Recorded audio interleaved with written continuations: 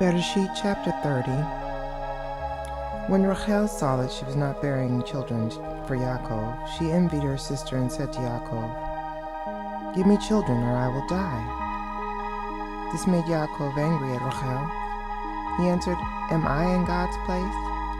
He is the one who is denying you children." She said, "Here is my maid Bilhah. Go, sleep with her, and let her give birth to a child that will be laid on my knees, so that through her I too can build a family."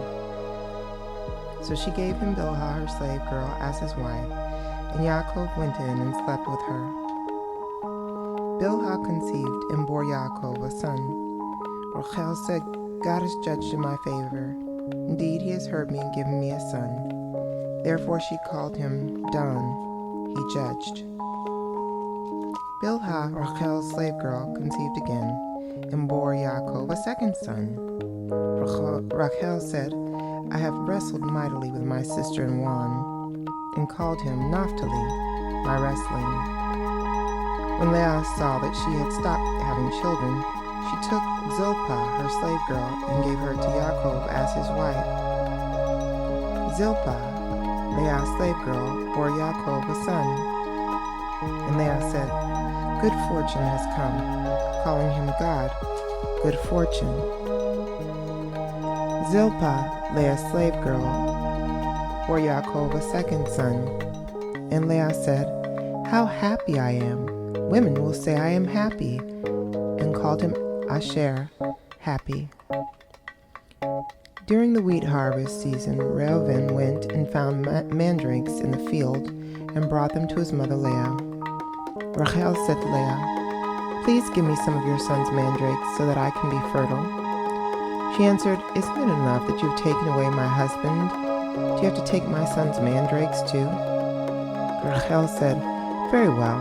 In exchange for your son's mandrakes, sleep with him tonight." When Yaakov came in from the field in the evening, Leah went out to meet him and said, "You have to come and sleep with me, because I've hired you with my son's mandrakes." So Yaakov slept with her that night. God listened to Leah, and she conceived and bore Yaakov a fifth son. Leah said, "God has given me my hire, because I gave my slave girl to my husband." So she called him Yissachar, hire, reward. Leah conceived again and bore a sixth son to Yaakov. Leah said, "God has given me a wonderful gift. Now at last my husband will live with me, since I have borne him 6 sons."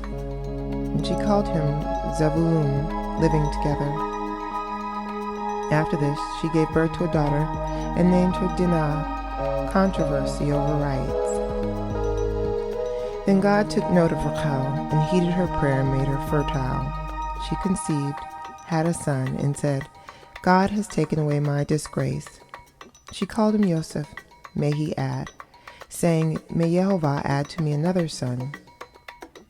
After Rachel had given birth to Yosef, Yaakov said to Lavan, "Send me on my way, so that I can return to my own place, to my own country. Let me take my wives for whom I have served you and my children, and let me go.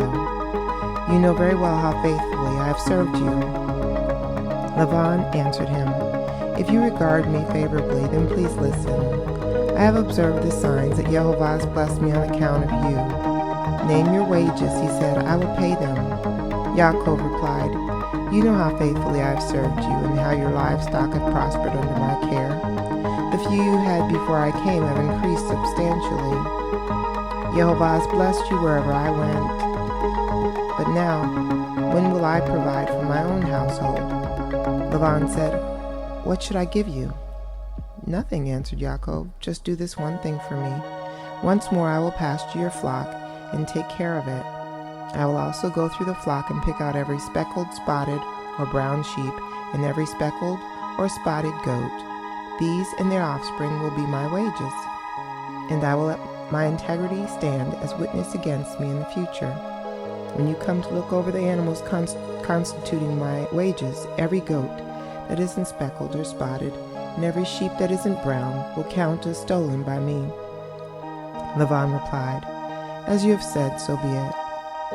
That day Lavan removed the male goats that were streaked or spotted, and all the female goats that were speckled or spotted, every one of them every one with white on it, and all the brown sheep, turned them over to his sons, and put 3 days' distance between himself and Yaakov. Yaakov fed the rest of Laban's flocks.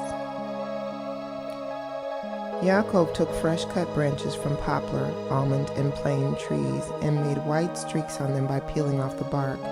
Then he set the rods he had peeled upright in the watering troughs so that the animals would see them when they came to drink. And since they bred when they came to drink, the animals mated inside of the rods and gave birth to streaked, speckled, and spotted young. Yaakov divided the lambs and had the animals mate with the streaked and the brown in the flock of Laban. He also kept his own livestock separate and did not have them mixed with Laban's flock. Whenever the hardier animals came into heat, Yaakov would set up the rods in the watering troughs so that the animals would see them and conceive in front of them, but he didn't set up the rods in front of the weaker animals. Thus the more feeble were Laban's and the stronger Yaakov's. In this way the man became very rich and had large flocks, along with male and female slaves, camels, and donkeys.